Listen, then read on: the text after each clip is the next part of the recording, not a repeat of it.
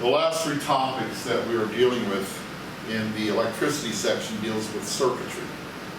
There are three types of circuitries that we're going to be looking at. Series circuit, which we're doing in this one, parallel circuits in the second one, and combined circuits in the last one. We have both series and parallel put in there. And what our objective is going to be is to predict how much change in voltage, what we call voltage drop, how much work is being done at a resistor. So we're looking at the various voltage drops of each resistor. Here there's two of them, the other one we're going to do has three. How much current is going through it. Now remember, current is joules per, or is, coulombs per second. So we'll discuss how we calculate that. And then we're going to be looking at the relationship of how much voltage we have to start with that does the driving force for all this. The series one is the easier of the two. And what I've drawn here on the diagram, first of all, this represents a DC battery. Actually, probably two DC batteries hooked up in series with each other, so that all the electrons have to go through them. And then the electrons are going in this direction. They have to hit the first resistor, and then it hits the second resistor, then it comes back and hits the ground of the battery. If it's not connected to the ground of the battery, this circuit will not run. It has to have a sink for the electrons to go to. And the mathematics is pretty simple. First of all, you take a look at the total resistance of a series circuit. You simply add each of them together. And so in this case, it's going to be R1 plus R2. And according to what I have here, R1 is 10, R2 is 20. So this is going to be equal to 10 ohms plus 20 ohms, which will give us 30 ohms.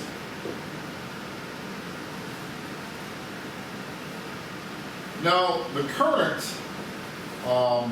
is going to have to be determined by not looking at each individual resistor like we did with resistance. Instead, that whatever the total current is for the system is going to be the amount of current going through R1 and going through R2. So we have to go to this system right here, and we're going to realize that Ohm's law states that V equals IR. Okay? So if I'm going to look at the total, I'll put V total equals I total times R total to get the overall current. So the total voltage we have here is 3 volts. We're trying to find the total current, and we know that this is being multiplied by 30 ohms, or the total resistance that we calculated here. The math is very simple. You divide by the 3 volts by the 30 ohms, and your total current is going to be 0.100 amps. Okay, so that means then that these are all going to equal 0.100 amps. So we're going to have 0.100 amps going through here, 0.100 amps going through here. And then the last one is the voltage drop at each one. Now, it's going to take all the voltage that's going to be consumed by this push of electrons. All right? So since we know that V equals I times R, then we need to figure out what V1 is.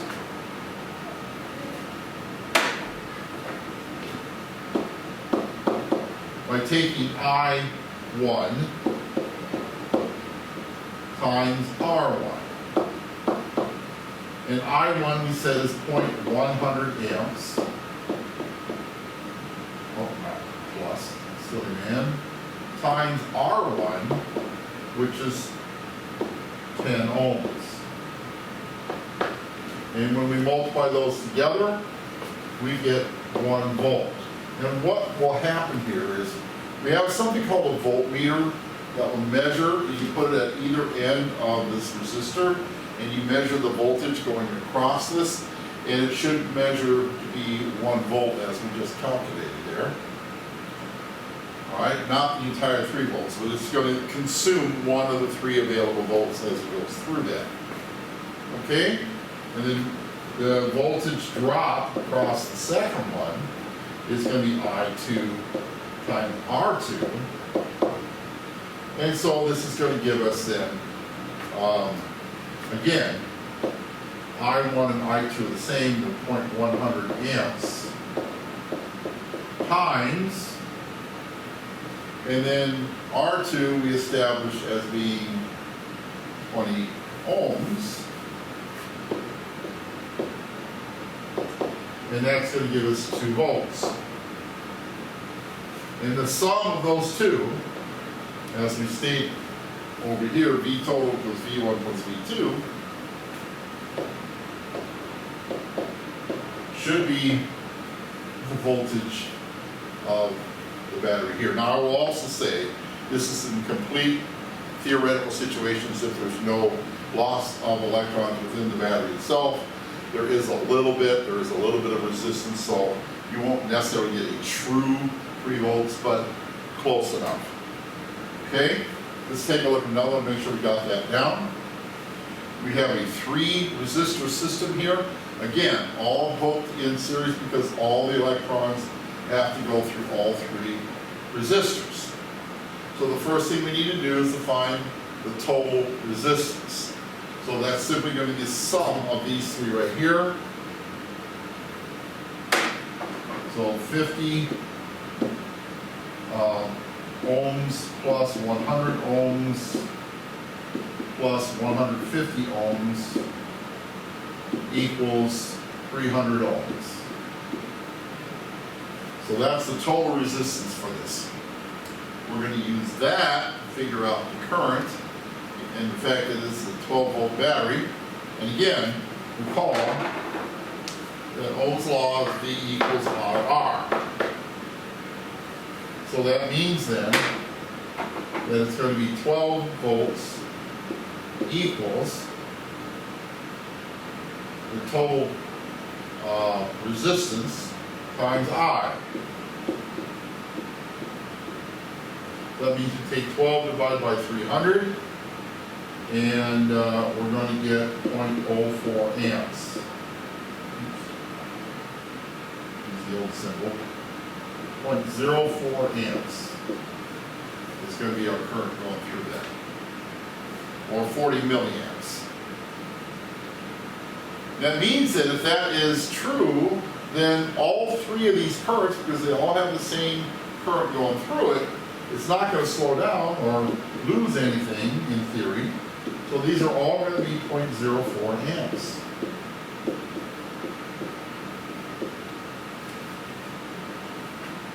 Then the voltage drop across each of these is going to be I times R. So this will be I1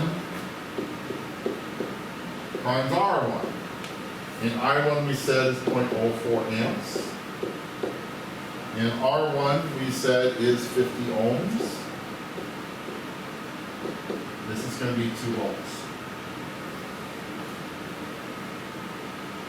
Going through the 100 ohm resistor, this time we're going to be using I2 times R2. I2 again is 0.04 amps.